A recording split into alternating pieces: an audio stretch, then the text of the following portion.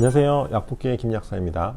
제가 단 거를 진짜 좋아하는데 단 거 많이 먹으면 당뇨에 걸리나요? 단 거 많이 먹는다고 당뇨에 걸리지 않습니다. 단 것을 먹으면 우리 몸에서 인슐린이 분비돼서 당을 떨어뜨려 주게 되는데요. 그래서 정상적인 사람이라고 하면 단 것을 많이 먹는다고 해도 인슐린이 정상적으로 분비되고 작동하게 되면 혈당을 적정 수준으로 유지시켜 주기 때문에 당뇨가 걸리지 않습니다. 그러면 혹시 마른 사람은 당뇨에 안 걸리나요? 마른 사람은 당뇨에 당연히 걸릴 수 있습니다. 특히 이제 미국인보다 최근에 동아시아인, 한국인 포함해서 말랐지만 당뇨에 걸리는 사람들이 굉장히 많이 늘어나고 있는데요. 어떤 연구 결과를 봤을 때는 인슐린의 기능들이 조금 더 떨어진다고 해요. 말랐지만 당뇨 환자가 실제로 늘고 있는 사실을 볼 때 말랐다고 해서 당뇨에 걸리지 않는 것은 아니라고 할 수 있습니다. 말랐는데 당뇨에 걸린 사람들은 마른 비만 아니에요? 내장 지방 있고 그런 사람들?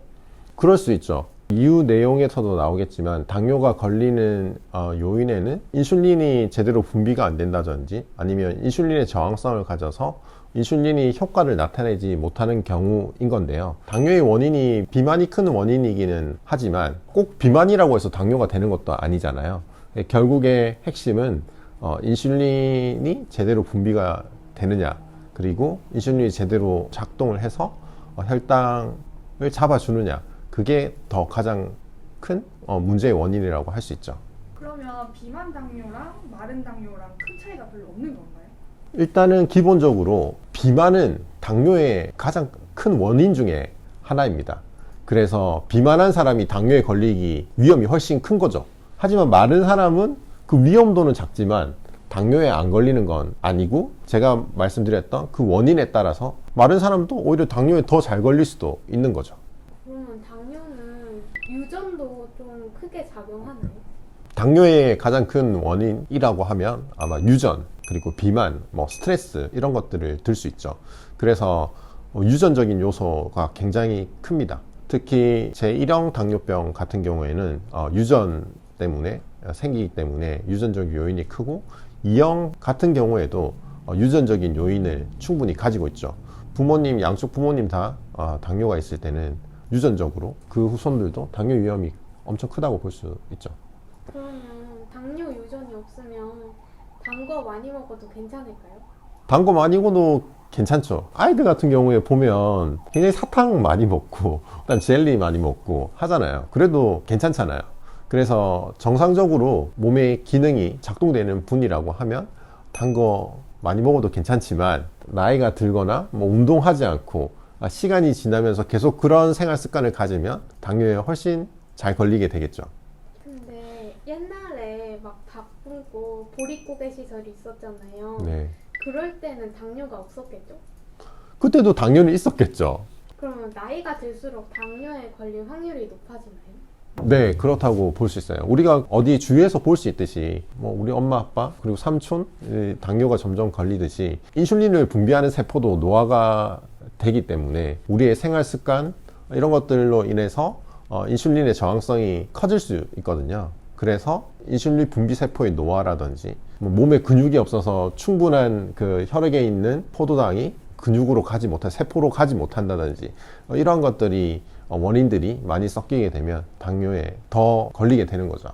그리고 당뇨 걸리면 운동하라고 하는데 주로 어떤 운동이 좀 좋나요? 근육 운동이 좋습니다. 왜냐하면 인슐린의 역할은 혈액 속에 있는 당 성분을 세포 쪽으로 옮기는 역할을 해요. 근데 우리의 근육은 당을 가지고 있을 수 있거든요.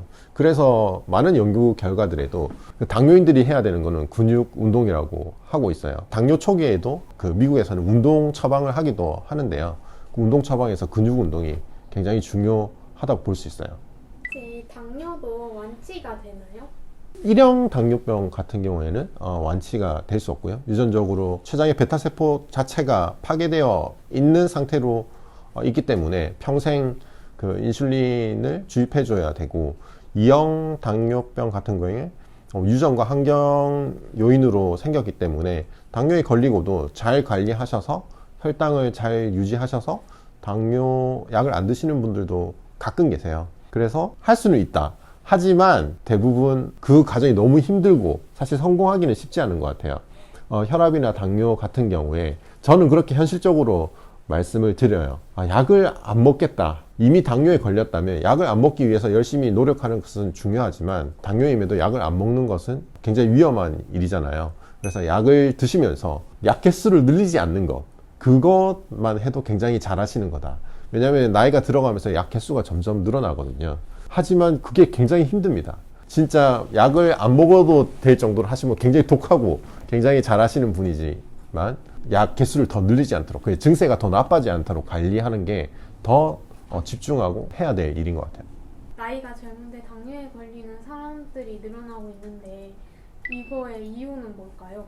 그것은 이제 서구화된 식사 습관이 큰 것 같고, 과잉된 식사를 영양분을 많이 하다 보니까 당이 과하게 들어오게 되고, 그럼 굉장히 인슐린이 많이 분비돼서 이것들을 옮겨야 되는데 계속 그 상태가 유지되다 보니까 인슐린에 대한 저항성을 가지게 되고, 이런 비만이 생기게 되고, 그다음 여러 가지 또 스트레스 요인도 굉장히 많게 되고, 이러면서 인슐린의 분비 기능이라든지 저항성을 통해서 당뇨가 생기는 것 같아요. 제일 중요한 건 걸리기 전에 예방하는 것입니다. 걸리고 나면 병원비에 약비에 당뇨로 인해서 오는 여러 복합 질환들 때문에 굉장히 몸도 안 좋아지고 경제적 비용도 커지기 때문에 그 전에 잘 예방하셔서 건강한 삶을 사시는 것이 가장 좋겠죠.